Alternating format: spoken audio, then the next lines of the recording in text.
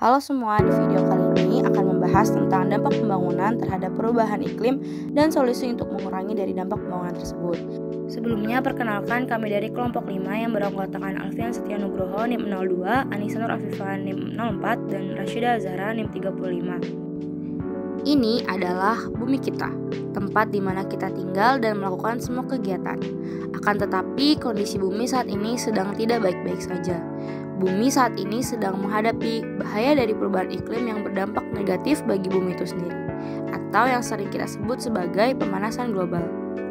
Perubahan iklim adalah perubahan signifikan pada iklim, suhu udara, dan curah hujan.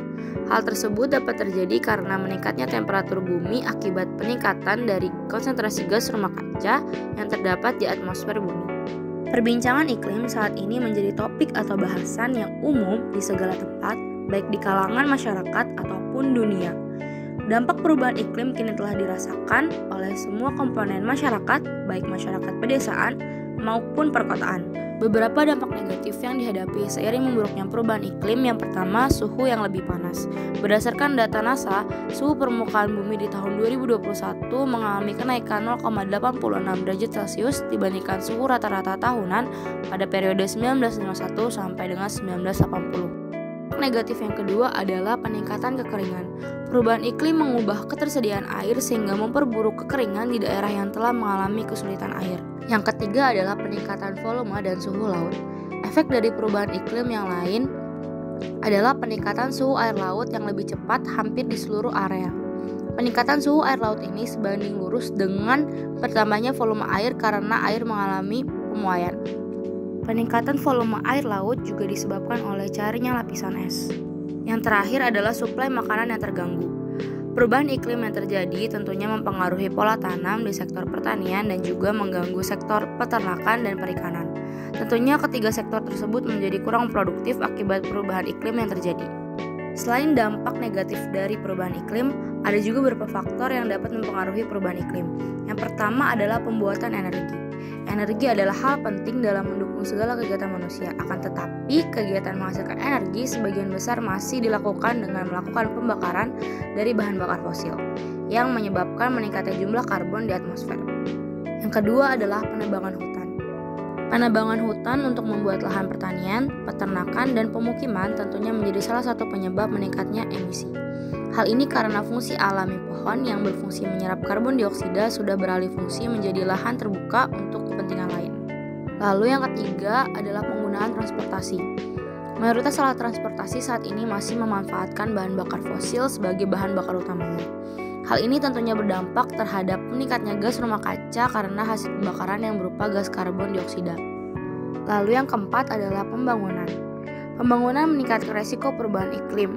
Menurut Mas'ad tahun 2009, bangunan terutama bangunan yang berupa gedung-gedung tinggi dapat menyebabkan penyebab perubahan iklim karena secara tidak langsung akan mengubah karakteristik dari permukaan fisik tanah. Bangunan tinggi juga akan mempengaruhi sirkulasi udara dan menghambat gerakan angin. Banyak tindakan yang dapat dilakukan untuk mencegah terjadinya perubahan iklim. Di antaranya seperti reboisasi hutan, penghematan penggunaan energi alternatif, dan di bidang bangunan bisa dilakukan dengan menerapkan bangunan yang memiliki prinsip-prinsip green building. Menurut GBC Indonesia, bangunan bisa dikatakan sesuai dengan konsep green building apabila telah memenuhi kategori penilaian untuk green building. Yang pertama adalah appropriate sites development. Kategori ini mencakup akses sarana-sarana umum, pengurangan kendaraan bermotor, penggunaan sepeda, lahan terbuka hijau, pengurangan beban volume limpasan air hujan, site management, perhatian terhadap bangunan atau sarana di sekitar. Kategori yang kedua adalah energy efficiency and conservation. Kategori ini mencakup optimalisasi penggunaan energi pada bangunan, misal penghematan energi pada sistem pencahayaan dan pengkondisian udara, serta penggunaan energi terbarukan guna mengurangi emisi. Kategori yang ketiga adalah water conservation.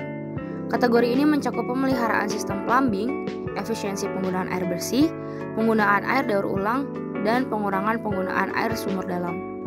Kategori yang keempat adalah material research and cycle. Mencakup bangunan material ramah lingkungan, pengelolaan sampah, pengelolaan limbah B3, dan penyaluran barang bekas. Kategori yang kelima adalah indoor health and comfort. Mencakup kesehatan dalam ruang dan kualitas udara ruangan. pengaturan lingkup asap rokok, serta pengukuran kenyamanan visual dan bunyi. Kategori yang keenam adalah Building Environment Management. Kategori ini mencakup inovasi bahan bangunan yang digunakan, tersedianya dokumen tentang bangunan yang lengkap, adanya tim penjaga green building, dan pelatihan pengoperasian dan perawatan aspek-aspek green building secara lengkap. Sebagai bidang teknik sipil dan lingkungan, konsep green building menjadi kontribusi dalam mengurangi dampak negatif perubahan iklim demi menjaga bumi kita. Sekian dari kelompok kami.